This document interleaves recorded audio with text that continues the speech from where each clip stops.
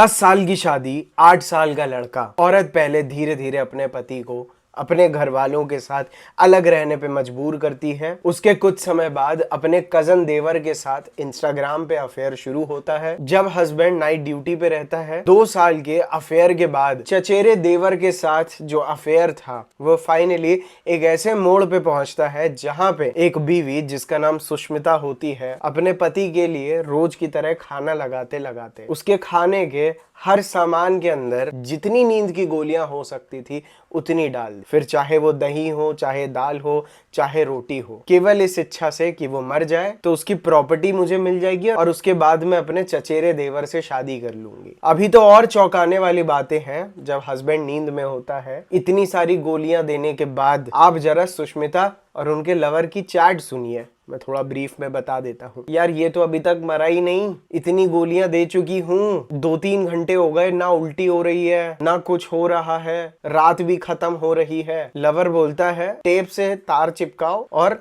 Current दे दो। अपने घर का एक्सटेंशन बॉक्स लेती है, उसकी तार काटती है, एक तार उसके कंधे पे यहाँ पे चिपकाती है और एक उसकी उंगली पे, स्विच ऑन करके इन दोनों को मिला के अपने हस्बैंड को खत्म कर देती है।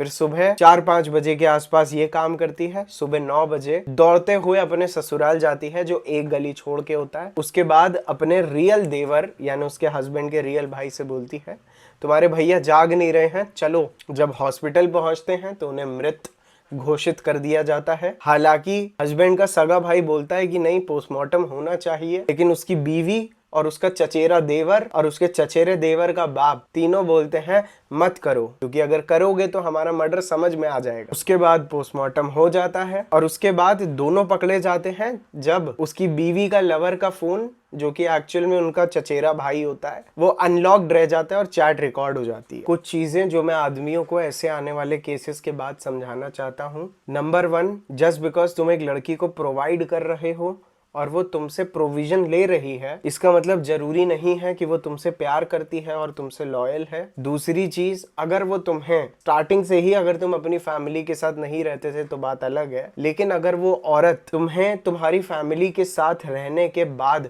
खुद आइसोलेट करने की कोशिश कर रही है, बिकॉज पहले ये तुम्हें आइसोलेट करती हैं, उसके बाद तुम्हें मैनिपुलेट करती हैं एंड उसके बाद तुम्हें ही खत्म कर सकती हैं। तीसरी चीज, अगर एक रिलेशनशिप में शांति है तो इसका मतलब ये नहीं है कि प्यार बहुत गहरा है या सब कुछ ठीक चल रहा है। तो आप क्या कहना चाहेंगे नीचे कमेंट सेक्शन में जरूर लिखिएगा। जय हिंद।